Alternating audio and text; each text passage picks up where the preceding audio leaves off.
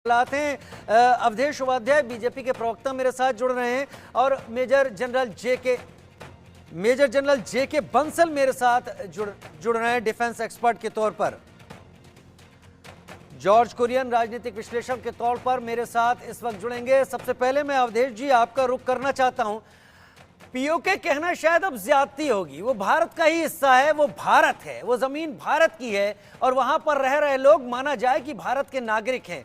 अगर इतना जुल्म पाकिस्तानी रेंजर्स, पाकिस्तानी आर्मी और पाकिस्तानी पुलिस कब्जे वाले इस इलाके में कर रही है तो भारत क्या कदम उठाएगा या फिर भारत इंतजार करेगा? देखिए राजीव जी, मैं बताऊं आपको, जो पीओके है वो भारत का ही हिस्सा है। देखिए, हमें अगर इतिहास टटोलने की आवश्यकता पड़े तो अगर हम देखें तो जो पीओके हमारा किसी समय आजादी के बाद जब उस पर आक्रमण किया गया, उस समय जो हमारी जनता, हमारी जो सेना थी, जो पाकिस्तानियों को खदेड़ खदेड़ कर भगा रही थी, उस सेना को रोकने का काम किसने किया शायद आपको पता होगा, और जो हमारे यहाँ बैठे हैं अपने सेना के जो अधिकारी हैं उनको भी पता होगा।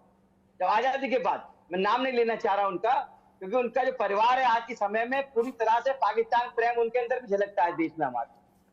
तो आज जो पीओके में जो घटना घटी है और जो पाकिस्तान पीओके में जो लोगों की हालात है, उसका जिम्मेदार वही लोग हैं जिन्होंने जो पीओके लड़ाई हो रही थी पाकिस्तान जो तो सेना को रोकने का काम जिसने किया था वही पीओके का जिम्मेदार है, और वही जो पीओके में आज हालात है उसका भी जिम्मेदार वही परिवार है।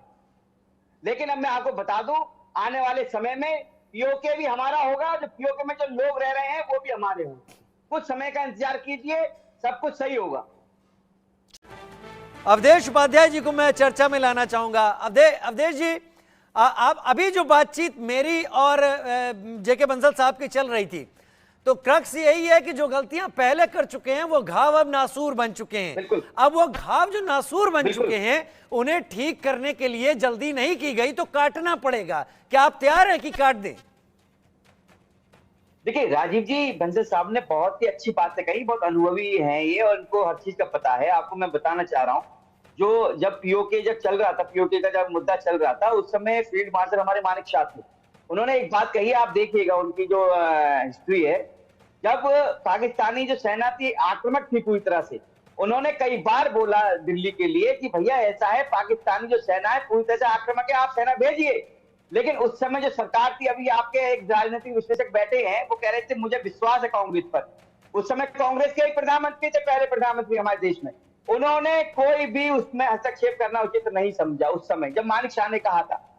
ये मैं नहीं कह रहा हूं, आप मानिक शाह की हिस्ट्री पढ़ लीजिए, उन्होंने खुद कहा है अपनी बात में। दूसरी बात, जब एक बैठक में मीटिंग में मानिक शाह भी थे और उस समय जो गृह मंत्री थे हमारे सरदार वल्लभ भाई पटेल साहब, वो भी थे।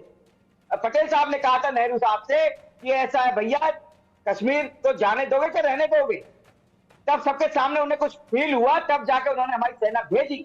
लेकिन उसके बाद भी आप देखिए, जब सेना हमारी पाकिस्तानियों को खदेड़ के भागा रही थी, उस समय भी उनको रोक दिया गया। जी हाँ, और मुद्दे को यूएन पहुंचा दिया गया है। मैं उसी बात पे कर रहा, हम खुलकर बात करें ज्यादा बेहतर होगा, कौन किसके लिए जिम्मेदार रहा। कुरियन साहब,